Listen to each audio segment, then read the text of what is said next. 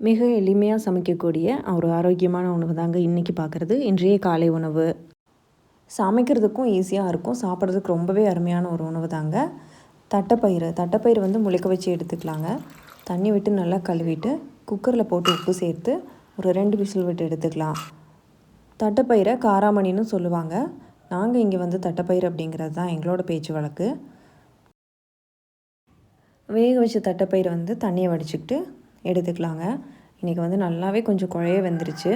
அதில் கொஞ்சம் நறுக்கின வெங்காயம், கேரட், பொடியாக நறுக்கின வெள்ளரிக்காய், கொத்தமல்லி இலைகள், தேங்காய் துருவல், மிளகுத்தூள், உப்பு, எலுமிச்சை சாறு சேர்த்துட்டு நல்லா கலந்து விட்டுறலாங்க.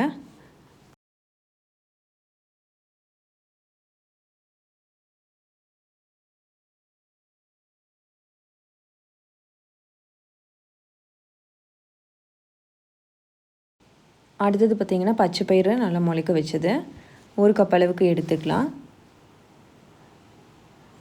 பச்சை மிளகா, இஞ்சி, ஒரு 3 சின்ன வெங்காயம், கருவேப்பிலை,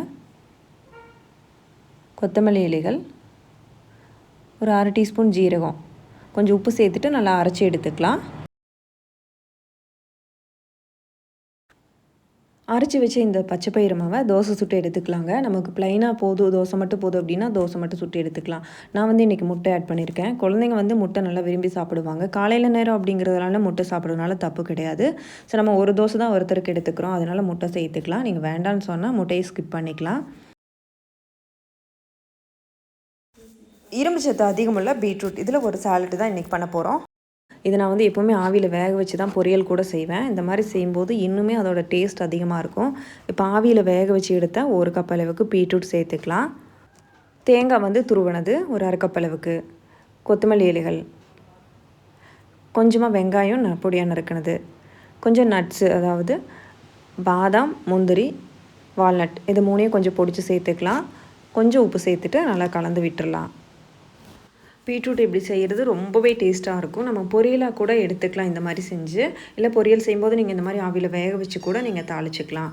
இன்றைக்கி இந்த காலை உணவு ரொம்பவே டேஸ்ட்டாக இருந்துச்சு. இந்த செஞ்ச எல்லாமே ஒரு 4 பேர்த்துக்கு அளவாக இருக்கும் சாப்பிட்றதுக்கு. ஒரு நேரம் உணவுக்கு 4 பேர் சாப்பிட்லாம். ஒரு உணவு சாப்பிடும்போது வயிறு மட்டும் நிறைஞ்சிருக்காமல் மனசும் நிறைஞ்சி இருந்துச்சுன்னா அந்த உணவு ஒரு அருமையான உணவு தாங்க. இந்த உணவை நீங்களும் ட்ரை பண்ணி பாருங்கள்.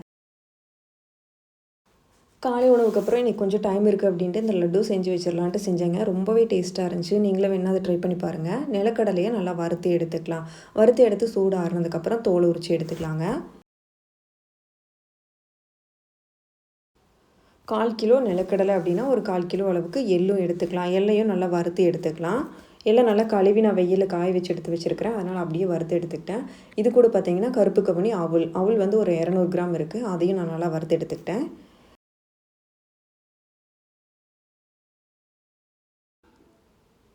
இந்த கடலை லட்டு வந்து வீட்டில் எல்லாத்துக்குமே பிடிக்கும், அதனால் அடிக்கடி செய்வோம். எள்ளு, கடலை எல்லாமே நல்ல சத்தானது. இது கூட கருப்பு கவுனி அவலும் சேரும்போது இன்னுமே அருமையான சத்துக்களை கொடுக்கக்கூடியது தான்.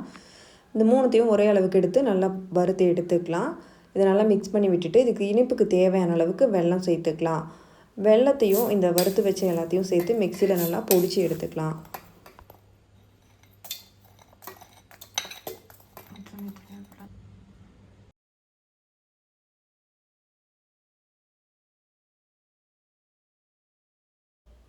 ஒரு கடாயில் 2 டேபிள் ஸ்பூன் நெய் விட்டுட்டு இந்த பொடிச்ச பவுடரை அதில் சேர்த்து கொஞ்சம் நல்லா சூடுபடுத்தினா போதுங்க. உருண்டை பிடிக்கிற பதத்துக்கு வந்துடும். நம்ம லட்டுகளாக உருண்டை பிடிச்சி எடுத்துக்கலாம். கடலை, எள்ளு, கருப்பு கவுனி இந்த 3மே சத்துக்கள் நிறைஞ்ச உணவுப் பொருளை நமக்கு தெரியும். ஸோ இதில் லட்டு பண்ணும்போது இன்னும் அருமையாக இருக்கும். சாப்பிட்றதுக்கும் இது ரொம்ப டேஸ்ட்டாக இருக்கும். ஒரு முறை நீங்களும் கூட இதை ட்ரை பண்ணி பார்க்கலாம்.